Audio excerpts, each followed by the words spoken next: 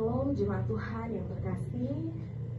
Pembacaan firman Tuhan kita terambil dalam kitab Yohanes pasal 2 ayatnya yang ke-1 hingga ayat yang ke-11 dengan perikop perkawinan di Kana.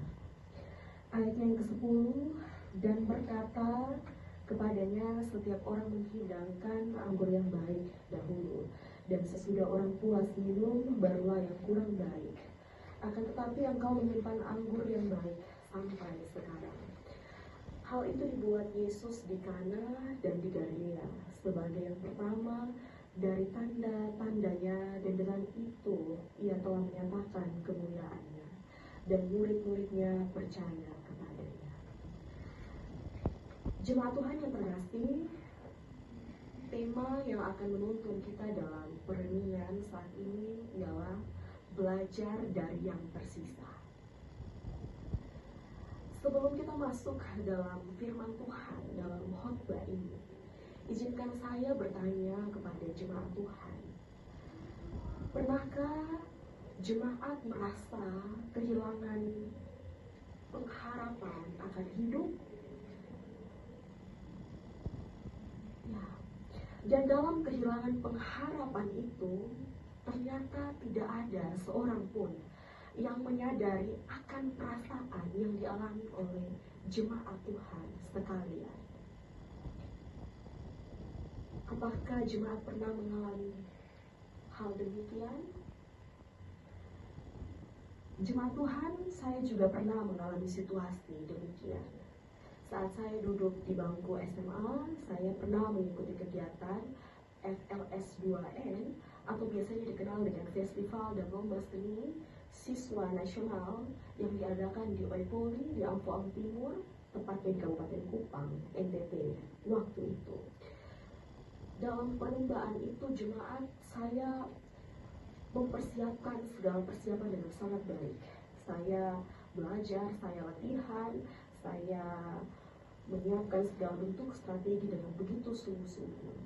Karena bagi saya jemaat ini bukan hanya sekedar lomba, tetapi ini lomba yang diadakan dengan kapasitas tingkat yang cukup besar. Sehingga jemaat Tuhan, saya berpikir bahwa ketika saya ikut kegiatan itu, maka hal itu akan menjadi sebuah bukti kerja keras bahwa saya sudah mempersiapkan dengan baik. Kemudian saya akan mendapatkan pengakuan dari teman, dari guru, dari lingkungan tempat saya tinggal. Dan juga saya berpikir bahwa saya akan mendapatkan sebuah pujian dan pengakuan serta kehormatan ketika akhirnya saya berhasil. Jemaat Tuhan sekalian, ternyata dalam situasi yang telah saya persiapkan itu, saya mengalami momen yang cukup berat. Adalah ketika saya mengalami kecelakaan pada masa itu, tahun 2022, membuat saya tidak bisa mengikuti kegiatan itu. Akhirnya harapan saya hilang. Harapan saya yang awalnya bersuka cita, rasanya sudah tidak ada lagi. Dan itu yang dirasakan oleh saya ketika harapan, persiapan yang telah saya lakukan dengan begitu matang harus terjadi seketika oleh peristiwa itu. Jemaat Tuhan sekalian, dalam peristiwa itu bukan hidup saya yang hilang, tapi harapan saya. Rasanya begitu pahit sekali ketika kita sudah mempersiapkan segala sesuatu, tetapi ujungnya ternyata tidak berhasil. Dan mungkin jemaat Tuhan sekalian juga pernah ada dalam posisi yang serupa dengan itu, tapi dengan konteks yang berbeda.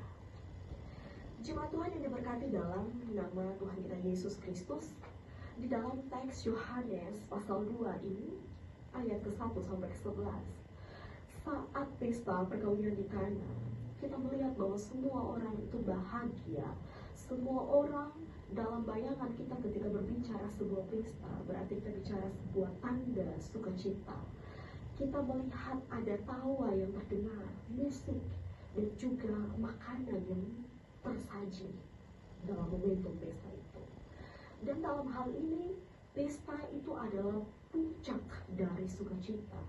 Dalam artiannya bahwa itu adalah sebuah kehormatan, dalam keluarga, sebuah tanda masa depan, dan juga kebanggaan di lingkungan sekitar.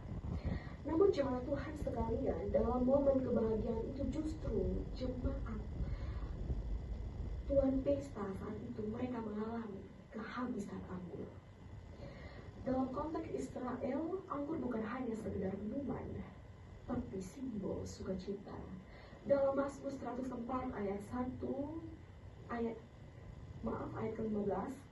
anggur membuat hati manusia itu bersukacita. Di dalam Yesaya 24 ayat 7-11, kehabisan anggur itu mengakibatkan sukacita itu berhenti. Nyanyian akan terasa sunyi. Di dalam Galatia 1 ayat 5-12, kehabisan anggur itu menandakan bahwa hidup itu kehilangan sebuah gairah, kehilangan sebuah pengharapan. Sehingga jemaat Tuhan, saat situasi ketika anggur itu habis dalam pesta perkawinan di Kana, ini bukan hanya persoalan, ya minumannya habis.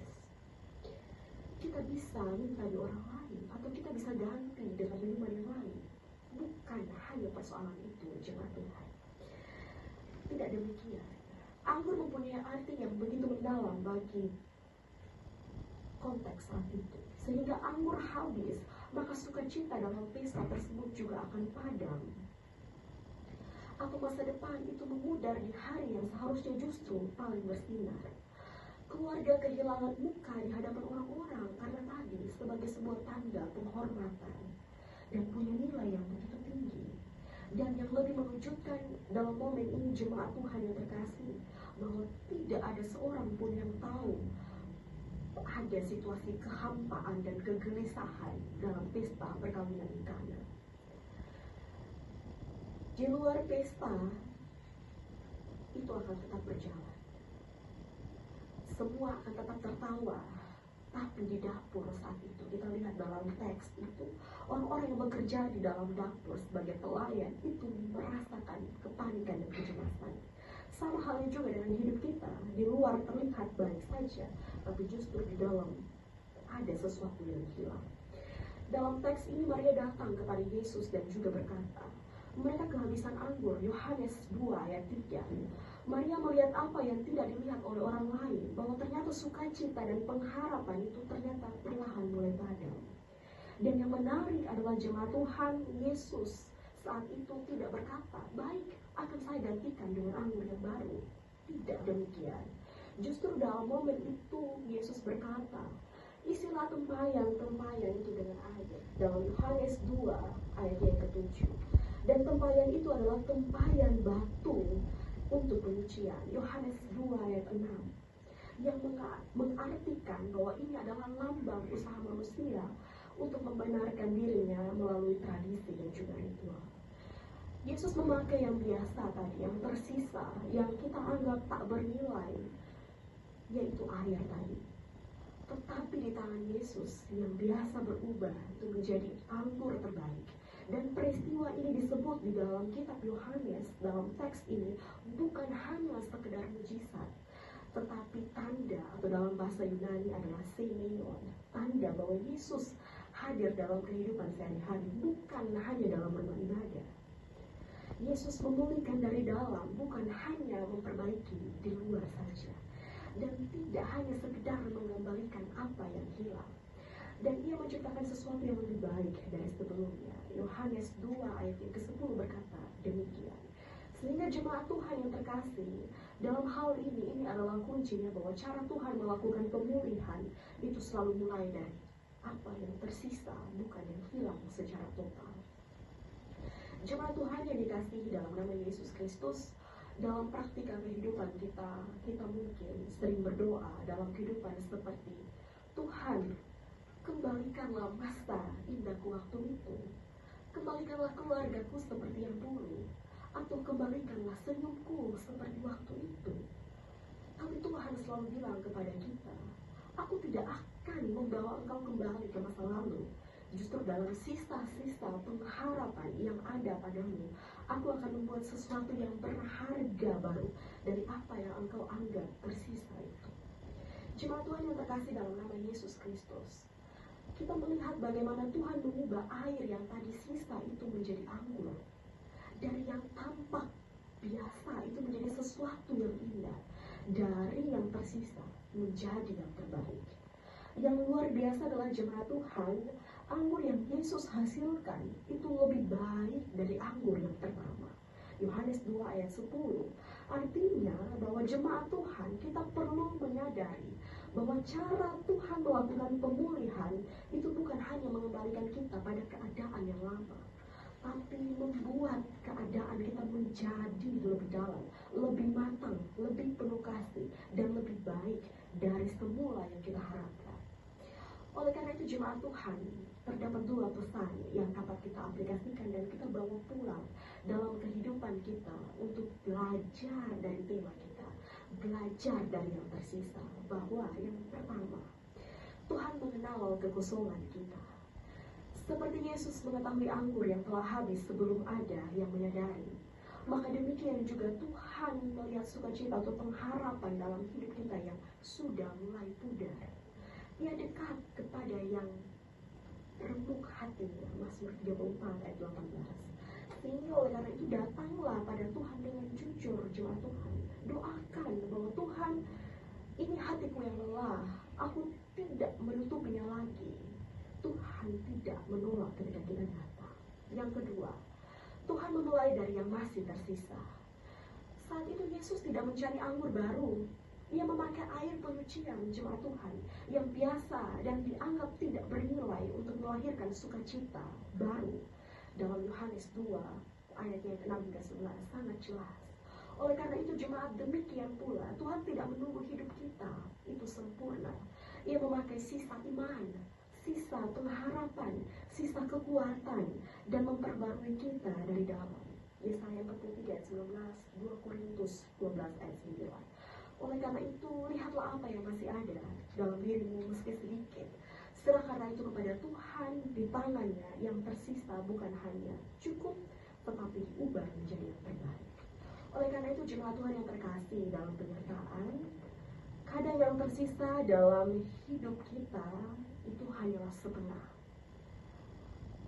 Seperti senyum yang mungkin kita paksakan, iman yang mungkin nyaris padam atau pudar, pengharapan yang mungkin tinggal sisa-sisanya saja dalam hidup kita. Oleh karena itu jemaat Tuhan, kita belajar dari peristiwa perkawinan di Kana dalam teks Yohanes 2 ayat 1-11, bahwa selama masih ada air yang tadi dianggap sebagai sisa yang mungkin tidak diperhitungkan oleh tuan pesta, seperti dalam teks ini, itu juga sama halnya dengan hidup kita. Meski sedikit, Tuhan belum selesai. Sehingga jemaat Tuhan yang dikasihi dalam nama Yesus Kristus, Yesus yang mengubah air menjadi anggur, itu adalah Yesus yang sama, yang sanggup mengubah, menuntun hidup kita menjadi lebih baik, membawa sukacita dan pengharapan hidup kita ketika kita merasa sudah tidak ada lagi pengharapan.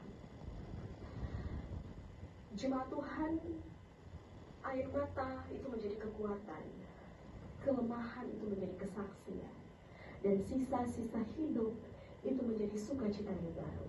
Oleh karena itu, bukan sekedar ia membawa kita seperti dulu, membawa kita pada masa lalu, tetapi lebih dalam daripada itu, lebih baik dan lebih memulihkan.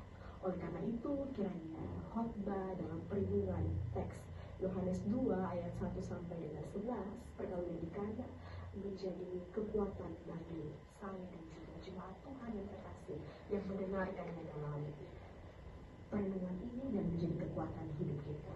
Amin. Tuhan Yesus menyertai kita lewat firman-Nya.